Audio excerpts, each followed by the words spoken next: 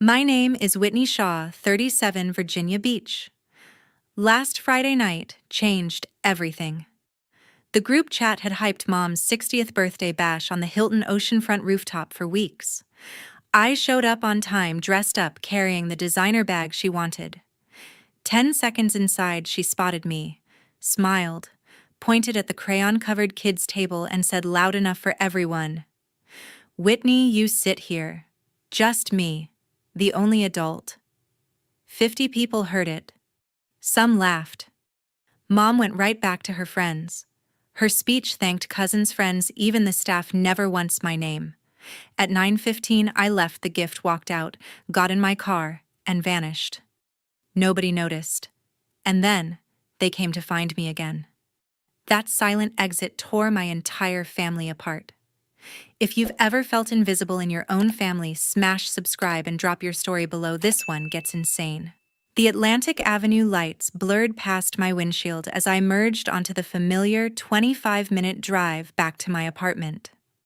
Looking back, the favoritism was there from the very first day Declan came home, even if I was too small to name it.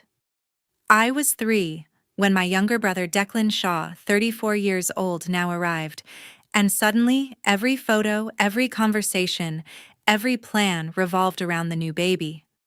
My toys got moved to make room for his swing. My bedtime stories were cut short if he cried. I learned early that being the big girl meant being quiet, being helpful, being invisible when attention needed to go to him. By kindergarten, the roles were locked in. Teachers asked about Declan's preschool progress before they ever asked about my reading level. Mom would drop everything to drive him to private lessons while I walked home with a neighbor. Perfect report cards from me got pinned up for a day. Declan's finger painting with 1 gold star stayed on the fridge for months. Elementary school made the gap impossible to miss. My art projects won regional awards, but the big framed photo in the hallway was always Declan scoring the winning soccer goal. I spent weekends at the library doing research for his science fair projects so he could get the A, while my own drawings got rolled up and slid under my bed, because we don't have space for all that paper. When I was accepted into a selective summer art program in Richmond, Mom explained we couldn't afford it because Declan needed new cleats and private coaching that year. I was 9. I nodded and said, I understood. High school milestones drew the clearest line. My graduation was a quiet dinner with grandparents and a sheet cake from the grocery store. Declan's was a full-blown catered party at the yacht club with a live band, ice sculptures, and professional photos. Mom gave a tearful toast about our future CEO. My college acceptance portfolio and full scholarship got a quick hug and a "we're so proud" before the conversation turned back to Declan's senior trip. College was the same pattern on repeat. I paid my way with scholarships, part-time jobs, and freelance work. Declan dropped out after 1 semester, and suddenly, every spare dollar went to keeping him on the right path. When I finally signed my first big national client and could afford my own place, Mom's response was a distracted text. "That's wonderful." Honey followed immediately by a 10-minute voice note about Declan's newest investor meeting. Family gatherings after we moved out were never about catching up. They were Declan updates disguised as holidays. Every barbecue, every birthday dinner, every Christmas morning became a stage for his latest funding round or user growth numbers. I'd spend the day cooking for 25 people, setting the table, refilling drinks, and clearing plates so Mom could sit and glow at her golden child. Christmas gifts told the story best. One year he opened a top-of-the-line gaming laptop while I got a candle and a thank you for hosting. Another year he got the down payment on his condo. I got a handwritten note saying how much they appreciated me holding everything together. I was always the one grocery shopping, decorating the tree, wrapping everyone else's presents, and scrubbing the kitchen at midnight so Mom could focus on making Declan's day perfect. I spent 37 years telling myself that was just what big sisters do. I told myself the ache was normal. I told myself love meant swallowing disappointment quietly. I told myself a lot of things on that dark drive home while the ocean stayed black and silent on my right. My phone started vibrating the second I killed the engine in my parking spot. Kendall Moss. My 34-year-old cousin, who's been my ride or die since we were kids, didn't bother with hello. She was breathing hard like she'd been holding everything in for hours. She said she'd stayed behind to help stack chairs and wipe down tables because Mom always expects family to clean up after her fancy parties. While she was near the swinging kitchen door, she heard voices, unmistakable ones. Brooke Larson, Declan's girlfriend of almost 2 years, had gone in for another bottle of champagne. That's when Mom Pamela Shaw leaned close to Declan's voice, dripping with that fake sweet tone she uses when she thinks no one important is listening, and said, "Putting Whitney at the kids' table again works every single time. She'll swallow anything we throw at her and never leave. We've trained her well." Declan laughed low and smug and answered, "Yeah, she's terrified of looking like the problem child. One dirty look, and she falls right back in line." Kendall told me Brooke stood there, frozen bottle in her hand, face draining of color. She waited until Mom and Declan walked out to greet more guests, then slipped through the service exit without saying goodbye to anyone. She drove straight home, called her mom, and started packing. By midnight, Brooke had already forwarded the first bomb. A PDF of a business loan application for $280,000 from Atlantic Union Bank. Declan had listed Mom, Dad, and even me as co-signers. Dad's signature was scanned and dropped in like a bad Photoshop job. Mom's initials were on page 7 in her exact loopy handwriting. None of us had ever seen the document, much less signed it. Then came the follow-up email from Lorraine Larson, Brooke's mom, and a senior loan officer at that exact branch for 18 years. Her message was short-clipped. Professional, the file was authentic. The signatures on Dad and Mom showed clear signs of forgery. The funds had been wired directly to Declan's startup 6 months ago, and the internal system had been flashing red flags ever since, because no cosigner had ever verified consent. She attached the full package approval letter, disbursement confirmation, scanned IDs, and the fraud alert notes that had been ignored because Declan kept sweet-talking the branch manager. I sat on my couch, still in the dress and heels, makeup half smudged, scrolling through page after page under one dim lamp. Every document felt like another brick in a wall I'd spent 37 years pretending wasn't there. My name was on a loan I never agreed to. Dad's signature was copied. Mom had initialed it like it was nothing. Kendall stayed on the phone the entire time, reading over my shoulder through FaceTime, whispering, "I always knew they played favorites. But this is criminal wit. This is actual fraud." She said Brooke was shaking when she hit send, that she kept repeating she couldn't marry into a family that treated people like disposable props. Lorraine even added a personal note at the bottom, "I've watched Brooke cry for an hour. I'm sending this because no one should have their credit destroyed without knowing. Do what you need to do." By the time we hung up at almost 3, I had every file backed up in 3 places, screenshots of the texts where Declan bragged about handling the bank, and a cold, sharp clarity settling over me like the first wave of winter tide. The kids' table wasn't careless. It wasn't a joke. It was the final test, and I had just failed it in their eyes by walking out. The phone rang at 7 sharp the next morning. Dad Randall Shaw sounded like he hadn't slept at all. His voice cracked on the first word when he asked if I could meet him at First Watch on Laskin Road in an hour. No small talk. No how are you, just a quiet, broken, "Please, Whitney." I was already dressed and out the door before the sun cleared the dunes. He was waiting in a corner booth, coffee-untouched hands wrapped around the mug like it was the only thing keeping him steady. The second I slid in across from him, his eyes filled. He started talking before the server even poured my coffee. He told me he'd seen the loan papers months ago, late one night when Mom thought he was asleep. Declan had left his laptop open in the study, and Dad recognized his own signature copied onto the forms. He confronted Mom the next morning. She cried, called it a minor paperwork thing, said Declan needed the money to keep the investors happy, and that we'd all be proud later when the company sold for millions. Dad admitted he backed down. He always backed down. 38 years of marriage had taught him that crossing Pamela meant weeks of silent treatment, slammed doors, and her telling everyone he was difficult. So he said nothing, signed nothing extra, and hoped it would just work itself out. Then he dropped the bigger bomb. 2 weeks ago, Mom had taken him to the estate attorney's office to update the will. She wanted everything, the house in Broad Bay, the rental properties, the retirement accounts, to go straight to Declan and his future kids. Dad's name would stay on paper for legal reasons, but a trust would control it all, and he'd only get a monthly allowance. When he pushed back, she reminded him the properties were in her name anyway, because of the family inheritance from her parents. He signed the new documents that same afternoon.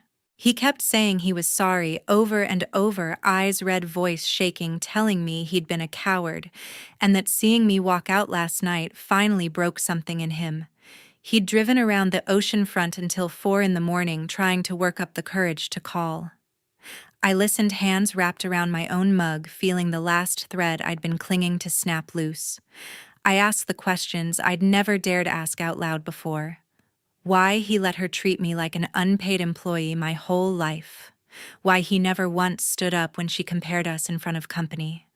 Why he watched Declan get everything while I got scraps and stayed quiet. He had no real answers, just more apologies and tears, saying he thought keeping the peace was the same as keeping the family together. He admitted he'd convinced himself I was strong enough to handle it, that I didn't need him the way Declan did. When the server came back for the 3rd time, I finally spoke. I told him I wasn't angry anymore. I was done. Done pretending everything was fine, done showing up to be the background character in their story. I told him the loan was fraud, the will was manipulation, and I wasn't going to protect any of them anymore. He reached for my hand across the table. I let him hold it for a second, then pulled away, left cash for my coffee, and walked out without looking back. Saturday afternoon, I sat at my desk with every file open on my second monitor cursor, blinking in the empty email body for the 100th time. It took me 3 full hours to write the message to Mom. Not because I was angry-fueled typing, but because I kept deleting and rewriting until it sounded exactly like the person I had finally become: calm, factual, unbreakable.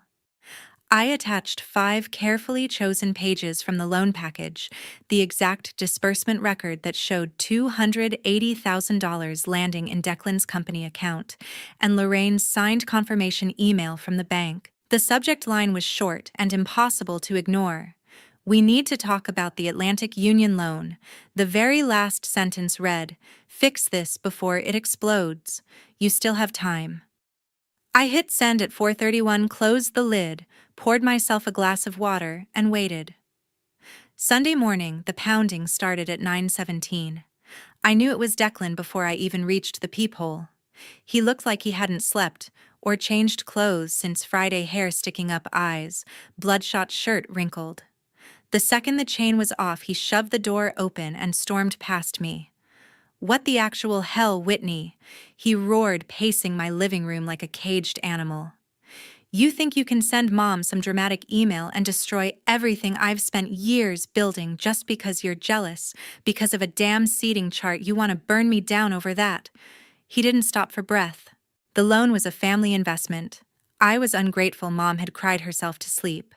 I was trying to play victim. I was bitter because I was still renting while he owned property.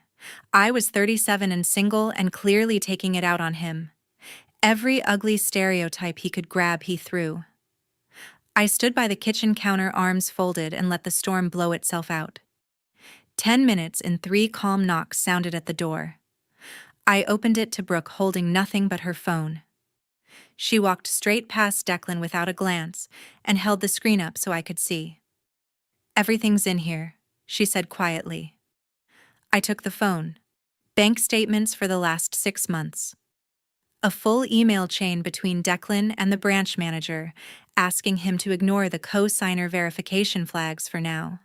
A 30-second voice memo time-stamped 2 days after the money landed of Declan laughing with his co-founder. Took me 10 minutes with the scanner and some old Christmas cards. Easiest signatures I ever got. Declan's face drained of color. Brooke. We're finished. She cut in, voice like steel. I'm not marrying someone who forges his own sister's name. I changed the locks on the condo this morning. Your boxes are stacked in the lobby with security. He lunged for the phone. She pulled it back fast. Touch me and I call the police right now, she warned. I already forwarded the entire folder to my mom and to Whitney. It's over. Declan switched from rage to pleading, in the same breath, tears starting, voice cracking, begging her to listen, to understand, to give him one more chance. Then when she didn't move, he whirled on me again. You did this. You turned her against me. You couldn't stand that I was finally winning. Brooke shook her head, slipped the phone into her pocket, and walked out. The door closed with a soft click that somehow sounded louder than any slam. Declan stood frozen in the middle of my living room, chest heaving, looking smaller than I had ever seen him. For one single second, I thought he might actually apologize. Instead, he pointed a shaking finger at me and hissed through clenched teeth. You just murdered everything I worked for. You'll regret this for the rest of your life. Then he stormed out, slamming the door so hard the picture frame on the wall crashed to the floor and shattered. I stepped over the broken glass, locked the deadbolt, leaned my back against the door, and felt the very last thread connecting me to them snap clean in two. Monday morning, the family group chat lit up like a Christmas tree on fire. The first message was from Aunt Diane. Mom's younger sister Whitney is just bitter because she's still single and renting. Some people can't handle seeing others succeed. Within minutes, the replies poured in. Cousin Megan posted a praying hands emoji and wrote, "Poor Whitney, she's jealous of Declan's success. Classic big sister syndrome." Uncle Gary chimed in with, "She's always been the sensitive one. Probably just needs therapy again." Aunt Linda, who I haven't spoken to in 3 years, added, "Someone needs to check on her, she's spiraling." By noon, the tone had shifted to fake concern wrapped in knives. Mom sent a long voice note that I played on speaker just to hear the performance. "I'm so worried about Whitney. She's going through something and lashing out at the people who love her most. Please keep her in your thoughts." Declan followed with a meme of a crying cat that said, "When you're mad, your little brother is winning at life." Tuesday got worse. Cousin Travis, who still lives in his parents' basement at 35, posted, "Guess some people would rather burn the house down than watch someone else turn on the lights." Aunt Susan replied, "She's having a full meltdown. Remember when she threw that tantrum at Thanksgiving 2018? Same energy." Someone I barely remember from high school tagged me with drama queen alert. Wednesday reached peak absurdity. Mom created a separate prayer chain thread titled "Healing for Whitney" and asked everyone to share Bible verses. Half the responses were passive-aggressive digs disguised as scripture. One cousin quoted Proverbs about a quarrelsome woman and added a winking emoji. Declan posted a screenshot of his company's old valuation, conveniently leaving out that investors were already pulling out with the caption, "Haters gonna hate." I read every single message in silence, phone on the kitchen counter, coffee going cold. 3 straight days of notifications, hundreds of them, all painting me as unstable, jealous, mentally ill, anything except the person who had just uncovered actual fraud.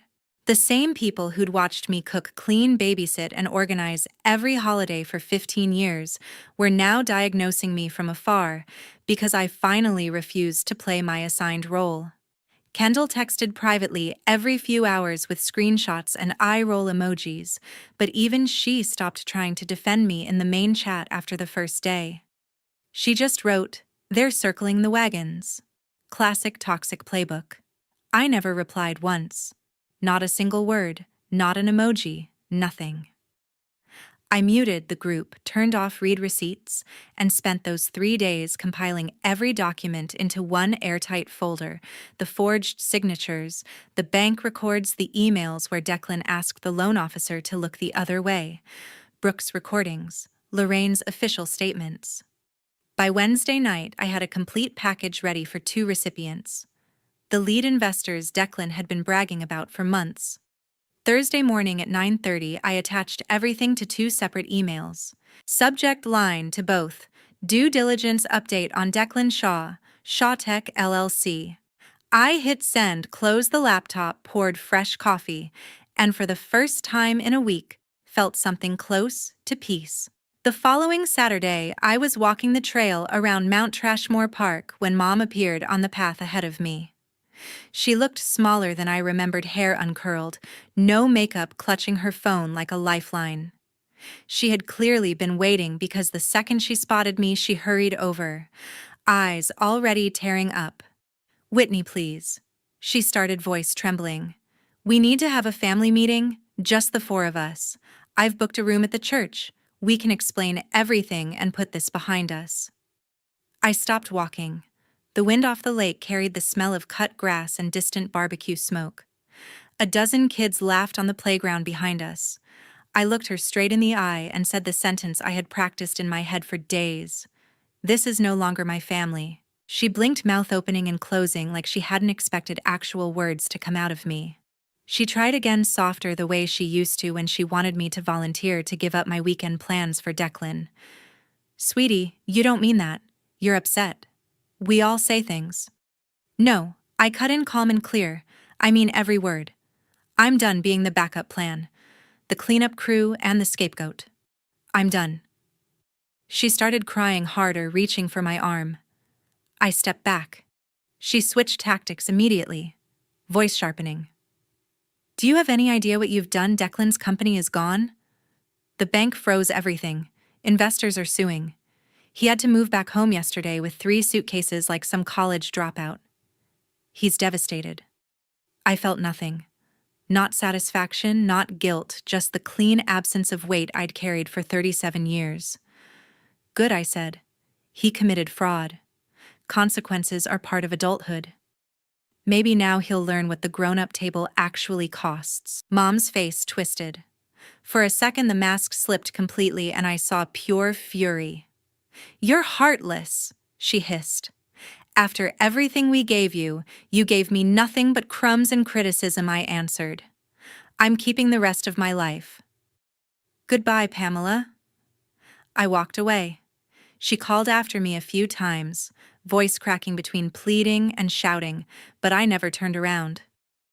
By the time I reached the parking lot, her words had dissolved into the wind. The fallout kept coming. Declan's credit score crashed into the low 500s. Collection agencies started calling the house day and night. The condo he was so proud of went into foreclosure because the down payment loan he took in Mom's name defaulted too. He moved into his old childhood bedroom at 4,200 square feet of resentment. Mom's social standing in Virginia Beach evaporated overnight. The country club friends who once fought for seats at her table suddenly had scheduling conflicts. The PTA board she'd ruled for a decade quietly asked her to step down for the sake of unity. Whispers followed her at the grocery store, at church, at the yacht club brunch. People she'd known for 30 years crossed the street to avoid eye contact. Dad filed for separation 3 weeks later. He moved into a small oceanfront condo and started going to therapy alone. We text sometimes, short, careful messages about weather and health, nothing deeper yet. I blocked every number left, every group chat deleted, every shared album. Clean break, no explanations, no second chances. 1 month later, I signed the lease on a bright corner studio in the vibey creative district, floor-to-ceiling windows looking east toward the ocean. My new business cards just say, Whitney Shaw designer, no family name attached in the logo anymore. My calendar is full of clients who value my work, friends who show up because they want to, and evenings that belong entirely to me. I run the Mount Trashmore Trail 3 times a week now. Sometimes I pass the exact bench where Mom stood that day. I never slow down. Here's what I learned and what I want anyone listening to take away. Whether you're in America or anywhere else on Earth, you deserve a seat at the adult table. Real family doesn't make you feel small to keep you in line. Real love doesn't require you to shrink. Setting a boundary isn't losing people, it's choosing yourself, and that is never the wrong choice. Thank you from the bottom of my heart for staying with me until the very end of this story. If anything here resonated, please share your own experience in the comments. I read every single one. Like, subscribe if you haven't already, and remember, you are worthy of taking up space. See you in the next one.